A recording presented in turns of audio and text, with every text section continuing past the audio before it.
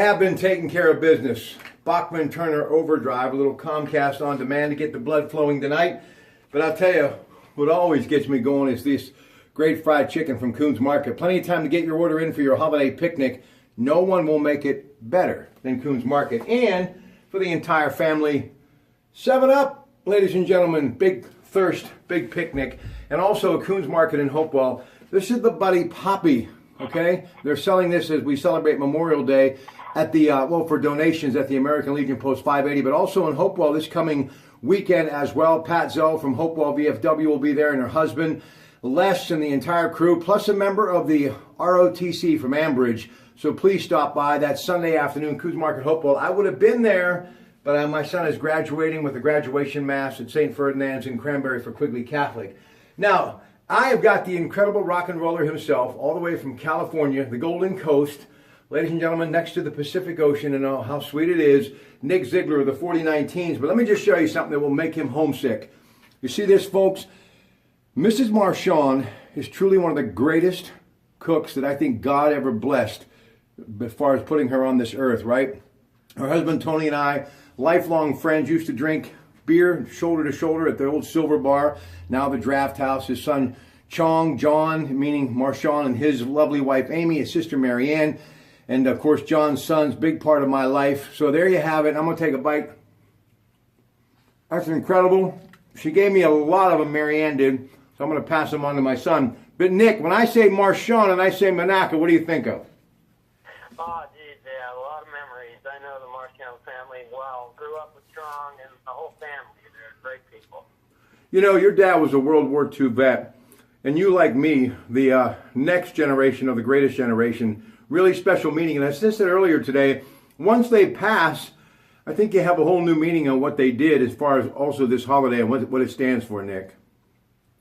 Oh, absolutely, yeah. The stories that we picked up from them, we just have to keep carrying them on to the younger generation so they don't forget. All right, now, what's the 49teens doing for the summer of 2017? I'm sure you're rocking the world away, but where are you going to be this summer? Well, we're working on getting back home to Monaco, the Pennsylvania area. First, we're going to be playing Yankee Stadium with Little Steven's Underground Garage. We're going to be in a house in Roosevelt. Pretty exciting. Yeah, that is pretty exciting. Listen, you're talking about Sirius satellite radio. And one of the reasons that I wanted you to come here tonight, I wanted to talk about the Beatles, who have a new channel of their own. Of course, Elvis has got that channel, and the boss, Bruce Springsteen. But the Beatles, a lot of people just don't realize, when you think of their body of work, it was a lot more from 1964 when they came to this country until about 1970 or so when they went their separate ways. Each of them had an amazing career on their own. John Lennon, Paul McCartney, George Harrison, and Ringo Starr. So if anybody should be on the air 24/7, it is them. But what amazes me, as I've been listening to just some of their songs of late, was their writing ability. Lennon and McCartney may go down in history as the greatest writing duo ever in the history of music. Fair statement? Oh, yeah, I agree with you 100%. You know, when I think of also what they did as far as the Beatles, the early, Twist and Shout, I Want to Hold Your Hand, a lot of that stuff, they kind of grew up in Liverpool, England, listening to people like Chuck Berry and Buddy Holly. But then they really evolved into great writers of some of the most fabulous music. You know, of course, John Lennon and Imagine and Let It Be, one of the Beatles classics in which Paul McCartney's voice is just unmistakable. But then you think of Elvis Presley and how he was an influence of them as well, too. And here he is, died in 1977 at the age of 42. They still play his music day in, day out, 7 days a week, where they reblended a lot of his music to where it sounds as really fresh today as it did when he was first releasing some of this stuff well over 50 years ago. What about Elvis Presley and the Beatles, and also Bruce Springsteen, who I think of because of his good friend Joe Grishecki of the Iron City House Rockers, and they played many times together. But his durability and his stamina, you know, when you have a chance to listen to some of his live shows from the 80s when he was really starting to bust through with the E Street brand and finally kind of hit the top 40 charts and was selling out stadiums worldwide, hundreds and hundreds of thousands of people day in and day out. You know, when you think about how hard that drive was and who he was and how he gave more than 2 hours on stage and he left just sopping wet, and he never ever left anything but everything he had on the stage.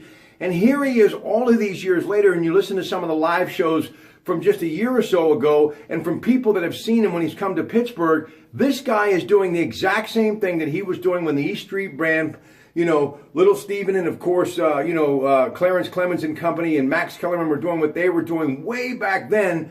They're still doing it today at such a high level. So how do you think of these people when you think of their ability and their staying power? And sadly to say, some of them are no longer with us, like Elvis Presley and John Lennon and George Harrison. But their ability to captivate audiences generation after generation, whether they're here or not, whether they're performing live or not, I think it's absolutely uncanny. Yeah, I saw Bruce Springsteen in '77 at the Stanley Theater, and I just remember the show. It just kept going, and it was like, hey, it just kept building and building and building. And then with the River, he started playing at the arena level. But I think when you're talking about the legacy as well, like he grew up, and those guys obviously came up with the '50s artists, and then when the Beatles hit, that shifted the whole paradigm. And then that's when those guys said, "This is what I want to do."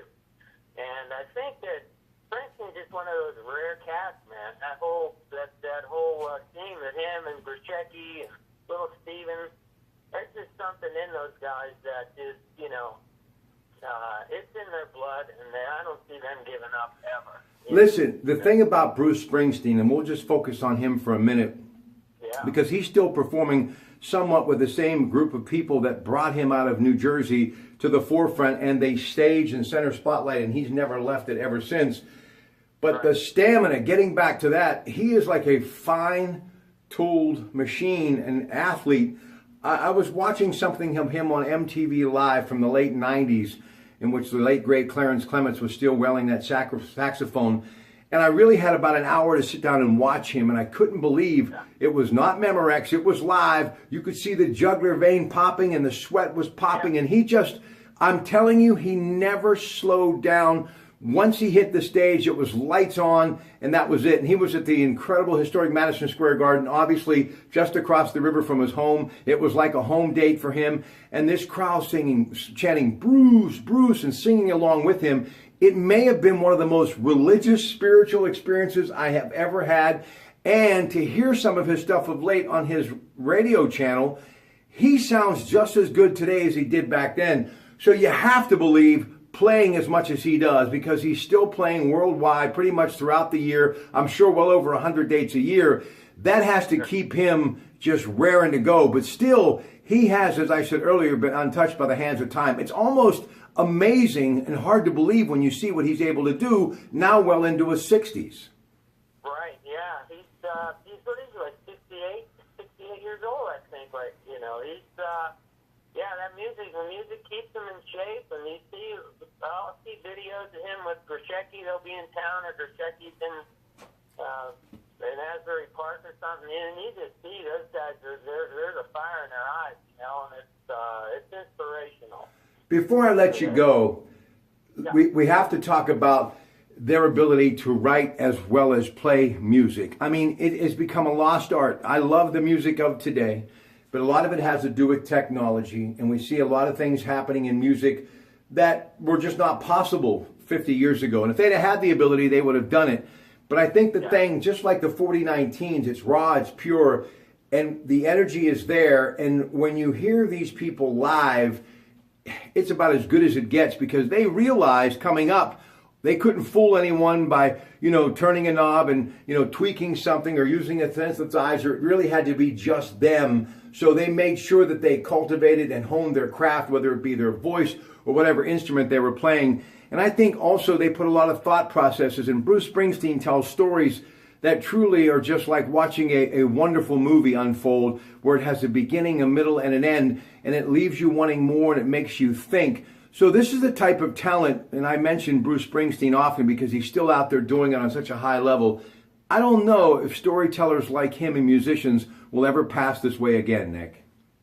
Yeah, he's definitely in a breed of his own, in a class of his own. Those guys, I don't know if it's, like with Chuck Berry, for instance, he was the poet. And these guys, he learned from that era, and how to put words together, how to paint pictures. You hear his words, and there's a being painted in front of you as you're listening to your album or your MP3s or whatever. But yeah, he has that gift, and he paints big pictures in bold colors. Listen, I'm going to leave you with this, folks. We are so blessed to have had a chance to really be a part of all of the people that I just mentioned. And whenever you get a chance to hear a Paul McCartney song or a Ringo Starr song, or you get a chance to hear someone that actually knew the King or spent time with some of the Fab Four, the two that are no longer here, the great John Lennon and, of course, George Harrison, you need to kind of step back. Or if you hear Bruce Springsteen telling a story about his friend, the big man, talking Clarence Clemens now, you got to just realize that that's history, folks.